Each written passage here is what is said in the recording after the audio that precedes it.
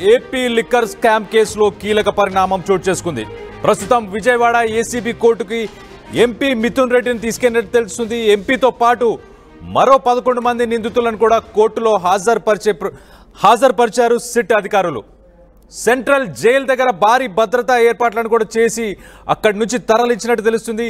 ఇప్పటి వరకు 2 ఛార్జ్ షీట్లు దాఖలు చేసినట్టు సిట్ ఇప్పటిదాకా 2 ఛార్జ్ షీట్లని దాఖలు చేసింది. జూన్ 19న ప్రైమరీ, అలాగే ఆగస్టు 11న రెండో అదనపు ఛార్జ్ షీట్ని దాఖలు చేశారు.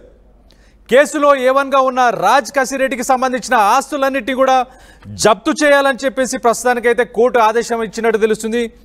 ప్రస్తుతానికైతే లిక్కర్ స్కామ్ కేసులో 6 అరెస్ట్ తర్వాత ఇప్పుడు మళ్ళీ అరెస్టులు కూడా పెరిగినట్టు తెలుస్తుంది. వాళ్ళకి బెయిల్ కూడా ఇప్పటిదాకా రిజెక్ట్ చేసినట్టు కూడా మనకు సమాచారం. సో దీనికి సంబంధించి మరిన్ని వివరాలు మా ప్రతినిధి మా ఏపీ ఇన్పుట్ ఇన్ఛార్జ్ కృష్ణమోహన్ ఉన్నారు. కృష్ణమోహన్తో మాట్లాడి తెలుసుకునే ప్రయత్నం చేద్దాం. 3,500 కోట్ల స్కామ్ జరిగితే మరి టీము ఆ 3,500 కోట్లలో ఇప్పటిదాకా ఎంత జప్తు చేశారు, ఆస్తులు కానీ లేకపోతే ఎంత అమౌంట్ని జప్తు చేశారు, చేయడానికి వాళ్ళు ఎలాంటి ఛాలెంజెస్ని ఫేస్ చేస్తున్నారు, మరి 3,500 కోట్ని ఎందుకు ట్రేస్ చేయలేకపోతున్నారు కృష్ణమోహన్? కళ్యాణ్, బేసిక్ గా లిక్కర్ స్కామ్ సంబంధించి దాదాపు 3,500 కోట్ల రూపాయలకు సంబంధించిన స్కామ్ లో ఇప్పటికి 12 మంది దాకా అరెస్ట్ చేసిన పరిస్థితి ఉంది. ఈ అరెస్ట్ జరిగిన నేపథ్యంలో దాదాపుగా అందరూ 3 నెలలుగా అరెస్ట్ ఉన్నారు. ఒక ఎంపీ మిథున్ రెడ్డి మాత్రం రాజమండ్రిలో ఉండగా మిగతా అందరూ కూడా రాజశేఖర రెడ్డి నుంచి చూసుకుంటే రాజశేఖర రెడ్డి, ధనంజయ రెడ్డి, కృష్ణమోహన్ రెడ్డి, వెంకటేష్ నాయుడు, గోవిందప్ప బాలాజీ వీళ్ళందరూ కూడా విజయవాడ సబ్ జైల్లోనే ఉంటున్నారు. ఈ రోజు కోర్టుకి వీళ్ళందరూ కూడా హాజరుపరిచారు. అంటే రిమాండ్ ఎక్స్టెన్షన్ అవుతుందా, లేకపోతే వీళ్ళు బెయిల్స్ వరుసగా గడిచిన వారం రోజులుగా బెయిల్స్ వేసుకుంటున్నారు, బెయిల్స్ ఎక్కడ కూడా రాని పరిస్థితి. మరోవైపు ఇప్పుడు కోర్టులో ఈ రోజు అందరూ కూడా హాజరుపరిచిన పరిస్థితి అయితే ఉంది. ఇంకా జడ్జి ముందుకి వీళ్ళందరూ కూడా హాజరుపరుస్తున్నారు. మరి కాసేపట్లో జడ్జి ముందు వీళ్ళు పిటిషన్ కోసమా, లేకపోతే హెల్త్ విషయంసా, లేకపోతే ఇతర విషయాలకు సంబంధించి ఇవన్నీ కూడా జరిగే అవకాశాలు ఉంటాయో చూడాలి. జడ్జి ఆర్గ్యుమెంట్స్ మరి కాసేపట్లో స్టార్ట్ అయ్యే పరిస్థితి కనబడుతుంది. ఈ ఆర్గ్యుమెంట్స్ తర్వాత మరి ఎక్స్టెన్షన్ ఇస్తుందా, ఎక్స్టెన్షన్ అంటే ఇంకా మళ్ళీ తిరిగి రిమాండ్ కే పంపించే పరిస్థితి ఉంటుందా, లేదు బెయిల్ ఏదైనా మీరు అవసరమైతే బెయిల్ కాపీలు వేసుకోండి అని చెప్పి జడ్జిమెంట్ చెప్తుందా లేదా అనేది చూడాల్సిన పరిస్థితి. ఇక స్టేజింగ్ విషయంలో అంటే 3,500 కోట్ల రూపాయలకు సంబంధించిన డబ్బులు స్కామ్ జరిగిందనే దాంట్లో ఇప్పటికే దాదాపుగా ఒక 40 కోట్ల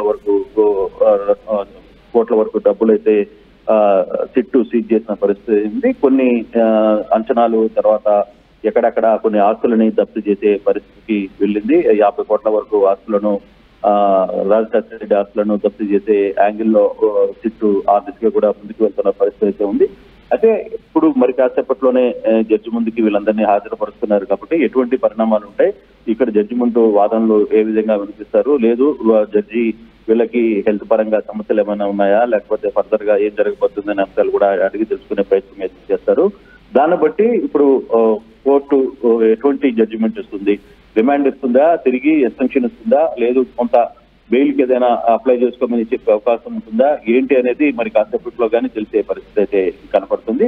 చూడాలి. ఇప్పుడు కోర్టులో అందరినీ హాజరుపరిచారు కాబట్టి జడ్జి ముందుకి మరి కాసేపట్లో ప్రవేశపెడతారు. తద్వారా ఏం జరగబోతుంది అనేది చూడాల్సిన పరిస్థితి కనపడుతుంది. కళ్యాణ్, కృష్ణమోహన్, ఇప్పటిదాకా బెయిల్ రిజెక్ట్ చేయడానికి గల కారణం ఏంటి? అంటే ప్రాసిక్యూషన్ దగ్గర స్ట్రాంగ్ ఎవిడెన్సెస్ ఉన్నాయా, అందుకే ఆ ఎవిడెన్సెస్ ఉండడం వల్లే వాళ్ళకి బెయిల్ రావట్లేదా? ఈ తర్వాత కూడా వచ్చే అవకాశం ఉందా లేదా? మరి ఇప్పటికే సిట్టు 2 దఫాలుగా ప్రూఫ్స్ అయితే వేసిన పరిస్థితి అయితే ఉంది. వాళ్ళ దగ్గర ఉన్న ఎవిడెన్స్ అంటే ఏ రూపంలో ఎవరెవరు ఏ పాత్ర వహించారు, A1 నుంచి A36 వరకు ఉన్న మెంబర్లలో ఎవరెవరు రోల్ ఏంటి, ఎవరెవరు ఏ విధంగా మనీ లాండరింగ్ కి పాల్పడ్డారు, ఎవరెవరు కూర్చొని ఈ డైరెక్షన్స్ చేశారు, ఇవన్నీ కూడా కోర్టు ముందు పెట్టింది. ఫస్ట్ నోటీస్ పెట్టిన తర్వాత రెండో కాపీ కూడా కోర్టు ముందు ఉంచిన నేపథ్యంలో ఇప్పటికే 2 సార్లు ఈ వ్యవహారాన్ని పెట్టారు కాబట్టి ఫర్దర్ గా వీళ్ళ దగ్గర ఉన్న ఎవిడెన్స్ ఉన్నాయి. అందుకే ఇప్పుడు బెయిల్ పిటిషన్ సంబంధించి చాలా వరకు కూడా ఎవరికి బెయిల్స్ రాకపోవడానికి కూడా కారణం ఏంటంటే సిట్టు బయట ఉంటాయి, వీళ్ళందరూ బయట ఉంటే సాక్ష్యాలను ప్రభావితం చేస్తారు, లేకపోతే బెదిరించే అవకాశాలు ఉన్నాయి, లేకపోతే ఇంకా మనీ లాండరింగ్ లో కేసుని ఇంకా చాలా వరకు కూడా ఎవరెవరు ఆస్తులు ఎక్కడ ఉన్నాయి ఏంటి ఇవన్నీ కూడా దర్యాప్తు జరుగుతోంది. కాబట్టి ఇటువంటి సమయంలో బెయిల్ ఇవ్వకూడదు అనేది సిట్టు గట్టిగా మాట్లాడుతుంది. ఆ దిశగానే సిట్టుకు సంబంధించిన వ్యవహారంలోనే ఇప్పుడు వాళ్ళకి బెయిల్స్ అన్ని కూడా రద్దు అవుతున్న పరిస్థితి. అయితే ఒకటి ఇప్పటి వరకు కూడా దాదాపుగా అందరినీ 3 నెలల పాటు జైల్లో ఉన్న నేపథ్యం, ఒక మిథున్ మాత్రం 36 days అవుతుంది.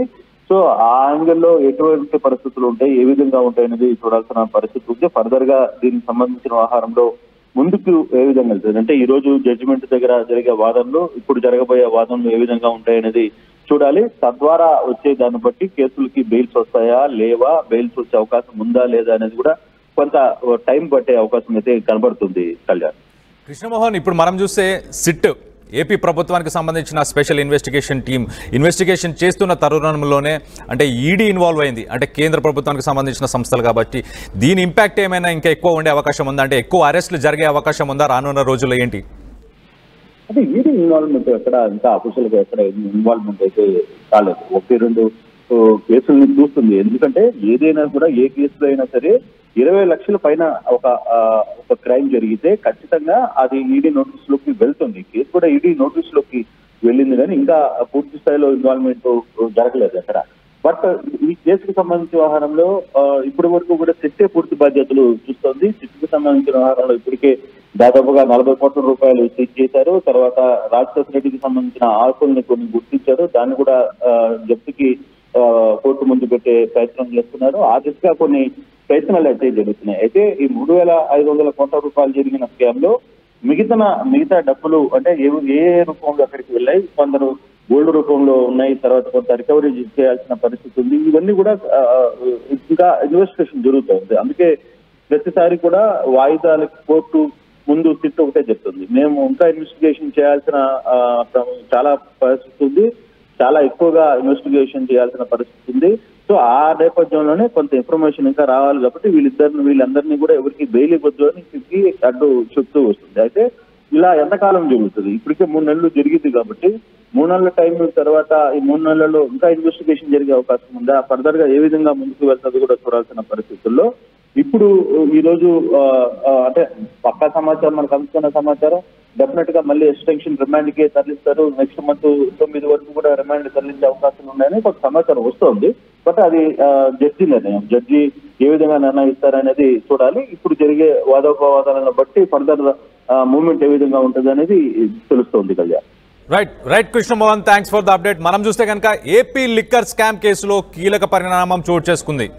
విజయవాడ ఏసీపీ కోర్టుకి ఎంపీ మిథున్ రెడ్డితో పాటు 11 మంది నిందితులని కోర్టులో హాజరుపరిచారు సిట్ అధికారులు. ప్రస్తుతం సెంట్రల్ జైలు దగ్గర నుంచి భారీ భద్రతా ఏర్పాట్లతోని అక్కడికి తీసుకెళ్లినట్టు మనకు తెలుస్తుంది. ఇప్పటి వరకైతే 2 ఛార్జ్ షీట్లు దాఖలు చేశారు. జూన్ 19న ప్రైమరీ ఛార్జ్ షీట్ ఒకటి, దాని తర్వాత ఆగస్టు 11న రెండో అదనపు ఛార్జ్ షీట్ ని కూడా దాఖలు చేశారు. కేసులో A1గా ఉన్నారు ప్రస్తుతానికి రాజ్ కసిరెడ్డి. ఆస్తులను కూడా జప్తు చేయాలని చెప్పేసి కోర్టు కూడా ఆదేశాలను కూడా జారీ చేసినట్టు తెలుస్తుంది. ఇప్పటిదాకా 13,30,00,000కు సంబంధించిన కసిరెడ్డి రాజశేఖర రెడ్డికి సంబంధించిన ఆస్తులను అయితే ప్రస్తుతానికి జప్తు చేశారు. అలాగే 30 ఎకరాలు మచ్చన్పల్లి రంగారెడ్డిలో సంబంధించి ఏదైతే 30 ఎకరాలు ఉన్నాయో అక్కడ 326 స్క్వేర్ యార్డ్లకు సంబంధించిన ఒక సైట్ ని కూడా గచ్చిబౌలిలో ఏదైతే ఉందో ఆ గచ్చిబౌలి సైట్ ని కూడా దీనికి సంబంధించిన కిక్ బ్యాక్స్ లోనే దాన్ని కొనుగోలు చేసినట్టు కూడా గుర్తింపు చేశారు. ప్రస్తుతానికి సిట్ ఇంటరాగేషన్స్ జరుగుతున్నాయి. ఒక పక్కన రాజకీయంగా ఒక రకమైన వేడి పుట్టిస్తుంది.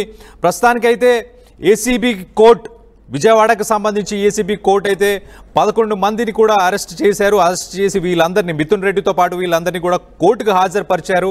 మొత్తం మీద 12 మంది అయితే ఇప్పుడు జ్యుడిషియల్ కస్టడీలో ఉన్నట్టు తెలుస్తుంది. వీళ్ళని రిమాండ్లో ఆగస్టు 28 దాకా ఉంచే అవకాశం ఉంది. దాని తర్వాత మరి బెయిల్ వస్తుందా రాదా, రానున్న రోజుల్లో ఎలాంటి పరిణామాలు చోటు చేసుకుంటాయి? ఆల్రెడీ 3 నెలలు గడిచింది ఇప్పటిదాకా. ఈ 3 నెలల్లో ఇన్వెస్టిగేషన్ ఎక్కడ దాకా వచ్చింది, మళ్ళీ ఇంకా రిమాండ్ కోరుతుందా సిబిఐ అనేది రానున్న రోజుల్లో మనం వేచి చూడాలి. మొత్తం